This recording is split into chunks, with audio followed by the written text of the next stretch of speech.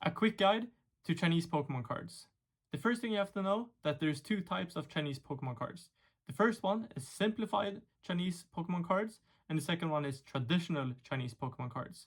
What's the difference? The difference is the characters they're printed in. China has traditional characters and simplified characters. Simplified characters are, as they sound, a simplified version of the traditional characters. The Chinese Pokemon cards with the traditional characters on are distributed in Taiwan and Hong Kong, whilst the simplified ones are distributed in mainland China. The Pokemon cards with the traditional characters on it, they have been around since early 2000s, whilst the simplified cards only came into existence and started getting produced in 2022. That's the quick rundown between the two different types of cards.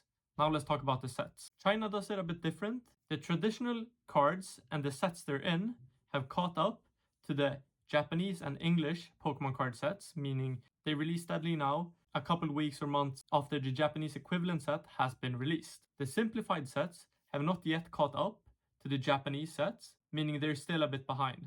How are the sets different? Well, Pokemon China usually splits up a Japanese sets into a couple different Chinese sets. A good example of this is the 151 Japanese set, which is just one set. The simplified 151 sets are split up into four different subsets that will be released throughout the whole year of 2025. Here's the first set of the Chinese 151.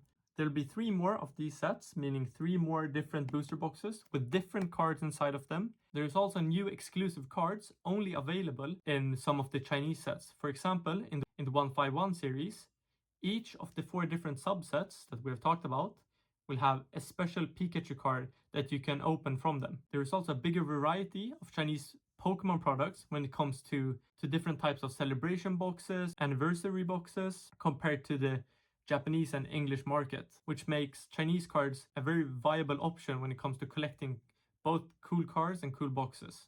I know it's a bit scary when it comes to Chinese cards because there's not a whole lot of information of them out there, especially in Europe where I'm based.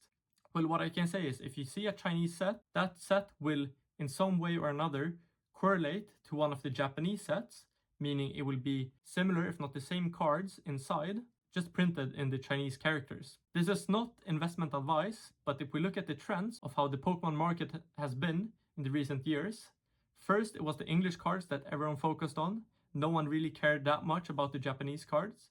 Then when the English cards became more expensive, people started switching to Japanese cards. That's a quick and very general rundown about the Chinese Pokemon cards. If you have any questions, just let me know in the comments and I'll answer them.